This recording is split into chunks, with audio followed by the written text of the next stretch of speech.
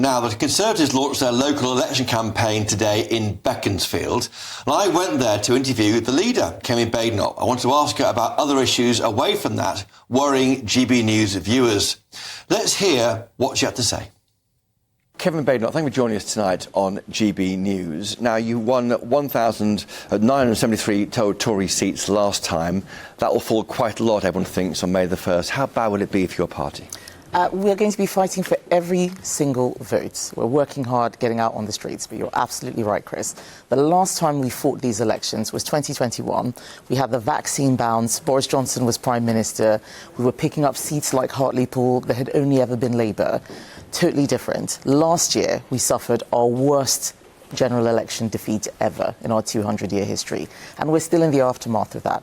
So the results we need to compare to know whether we're doing well are not 4 years ago, but actually just last July.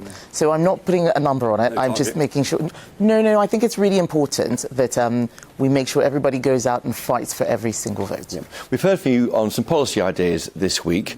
No mention of withdrawing from the European Convention on Human Rights. You're doing a lawfare review. Why is that? Are you going soft on that commitment to look at it at least? I've always said that if we need to leave the ECHR, we should leave. And that it's not a silver bullet. It's not the most radical thing we could do.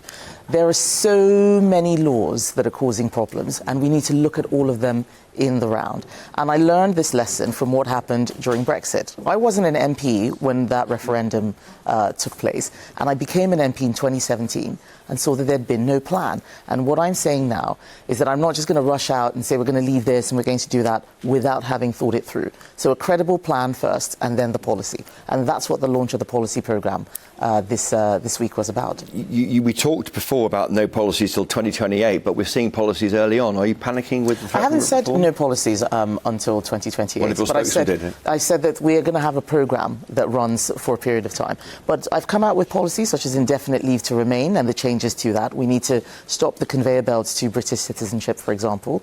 And when we see Labour doing really terrible things like the family farms tax, what they're doing with business property relief, we will reverse that. We will scrap the nonsense they're doing, VAT on school fees. So we will have policies. But on the big things, it's not just announcements anymore, because lots of politicians just tell people what they want to hear. We're not doing that. We're going to be telling the truth. The Conservative Party is under new leadership. We're doing things differently. We're not just going to rush out with announcements telling people what they want to hear. They're going to get truths, even when they're hard truths. And they're hard truths. Well, immigration being one truth. JD Vance said this week immigration has made Britain lazy, and now we're stagnating. You've said it was a mistake, or we wish you hadn't allowed all those legal arrivals through in 1 year.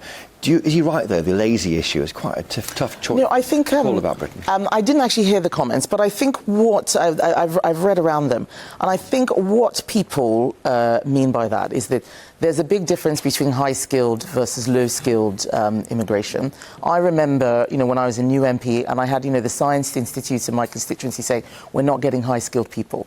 And that was something that we said, let's try and do that. Instead, we had lots of people with low or no skills, sometimes with illegal migration. But the other thing that happens is that when you have lots of people coming in with low skills, doing low wages, it drags wages down, which means some people decide it's not worth working, and they stay at home, creates a benefits problem. So it's all interlinked, and we need to fix all that. Is he wrong saying lazy? Is that wrong? I don't know. Okay. I don't know what the comments were, but I think that it's really important that we deal with migration, which is far too high, but also at the same time look at work and skills. Yeah. They all fit together. Just turn to Ukraine. Lots of GB News viewers concerned about this. You said you want a consensus in the House of Commons on boots on the ground, British boots on the ground. Is that a vote of MPs before that can happen? I think that a vote would be very helpful to know exactly what it is we're voting for. What is it we're giving consent to? I told the Prime Minister that I was not giving him a blank cheque.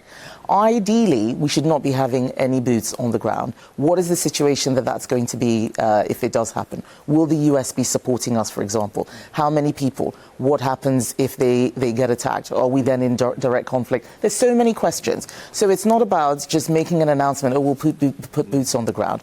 These are lives of young British men and women women. We need to look after them. We can't just send them all around the world just because we want to tell a story or make an announcement. We've got to look after our soldiers. We've got to look after our armed forces. So a vote would be helpful in that respect. Indeed. We're speaking in Lent. Why are politicians so not too keen to embrace Lent? It's a Christian tradition. Who says we're not embracing it? Well, I've given up alcohol for Lent. Have you? It's very difficult. But it seems that there's an embarrassment, like a nervousness about the Christian tradition in this country. Do you feel that? I certainly don't feel that. I'm not a religious person, so I don't like, too much showiness when it comes to religion, but we believe in freedom of religion in this country. People should be allowed to practice their religion freely. They just shouldn't be imposing it on others. It's a very, very private thing. But I think maybe just a lot of people aren't religious, but certainly those who are, yes. I don't think are afraid to say so. There's some polling of jail partners last night in Grimsby. They said about you personally, they thought you weren't a leader, these people, no impact whatsoever. One of them had forgotten you existed. Do you feel you're not cutting through? Is it hard to cut through against a Labour majority of the scale of July? Well, this is the thing that I keep telling everyone, that this is a marathon, not a sprint. How long did the last opposition take to get back in? 14 years. Before then, 13 years. Before then, 18 years. And now, after 2 weeks, people were saying, well, you're not cutting through. Let's try and find someone else. It's 4 months now. This is a marathon, not a sprint. What I'm doing is making sure that we start to rebuild trust with the public. There is a lot of work I have to do behind the scenes, in-house, in my own back office, with MPs, fixing our campaign machine, as well as doing the outward stuff. People will start to see the returns in time. OK. And just finally, you dismissed Nigel Farage as a showbiz star. Would you go on a reality TV show? Never? Never. Love Island? Nope. No. I don't. How long would you last? I mean, No. I don't like that sort of thing. I like politics. You're an engineer. We know yes, all that. I'm not exactly. I'm an engineer. I'm not an actress. I don't want to be, on TV while people watching me eat horrible things. No. That's not for me. You've got a luxury. Nigel can have that. Desert Island is a luxury. What's your luxury? Luxury on Desert Island. Yes. Caught me off guard there. What wouldn't you miss? My luxury. Probably my Netflix subscription. Yes, that would be it. OK. Yes. Kemi Badenoch, thank you for joining us tonight on GBN Tonight, and see you on the campaign trail. Thank you, Chris. There you have it. Now, joining me to discuss what was said there by Kemi Badenoch is Sir John Redwood, the former Conservative MP and Minister, and Mail Sunday commentator Dan Hodges. Dan Hodges, to you first. How will that remark, that I think striking by Kemi Badenoch, that she wants a vote on deploying British troops in Ukraine, go down in Downing Street?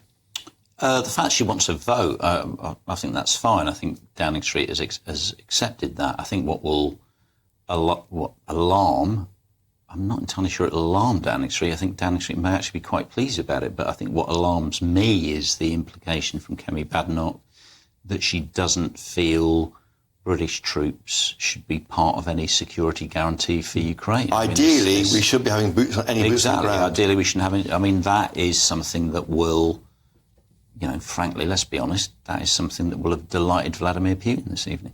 Sir John Redwood. Well, I don't think it would delight Putin at all, and I'm sure that wasn't the aim. It may well be that the UN is the right body if there is a peace that needs policing in that way.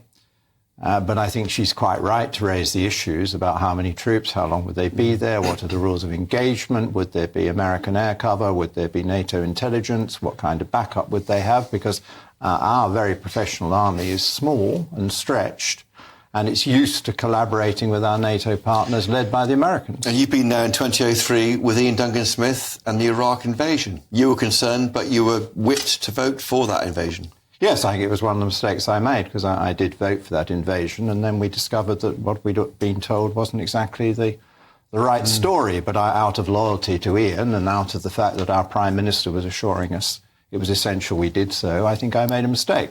Dan Hodges, Kemi Badenoch kept saying there, this is a marathon, not a sprint, but isn't she a marathon runner in a sprint? Is that the problem? Well, I think the thing that struck me from that was Kemi Badenoch, in that context, said that people should remember it took Labour 14 years to get back into power. But the thing she didn't mention was yes, it took Labour 14 years to get back into power, but it also, in that process, Labour had to ditch 2 leaders before they actually got to the person who would ultimately become the Prime Minister. And the other thing Kemi Badenoch didn't mention was that within that 14 years, it was broadly a straight Labour-Tory fight. And Kemi Badenoch's, it seems to me, fundamental strategic problem is she is focusing on how she defeats Keir Starmer. What she needs to focus on is how she defeats Nigel Farage. That is the existential. So what's your approach be on the benefit cuts, for example, when that vote happens? What's the Tory approach on that? On benefits cuts, to me, it's very clear the Tories should oppose the benefit cuts, because the benefit cuts... Even though they want the cuts? Yeah, but they shouldn't want the cuts. That's the point. Nobody should want the cuts, because the cuts are wrong. But their policy of the election last year was cuts. But that's the classic point. This is exactly the point. Kemi Badenoch just told us in the interview with you this was a new Conservative Party. But then when it comes to policies like the benefit cuts, she reverts to the manifesto that, as she said, led the Tories to the worst defeat they've had in their history. So John Redwood, in other comments today, she's thought they might win 0 councillors or very few, and then she said that it won't be that bad. But they are starting off with 973 Tory councillors, and they could lose half that many, couldn't they, in the May the 1st local elections? I think it's very difficult to know how many they will win, and I think she was quite right to say that they fight for every vote, and it will be fought in many cases on local issues and about how good a local candidate is. If a Conservative councillor has done a good job and the public warms to them, they have a good chance of being re-elected. And the by-election results for councils in recent months have been rather better for the Conservatives. They've actually done a bit better than Reform. Yep. I mean, Dan is exactly right that her problem is not defeating Labour. Labour defeated itself already. Reform and the Conservatives together have a massive surplus of votes over Labour. But the issue is, can those two parties sort it out so that they can then displace Labour? Quick question, final question. Will she be here this time next year as leader? No. So John yes, I think she will. I think the Tory party can't keep on swapping leaders every year. OK. Thanks to my panel. Great there. Thank you.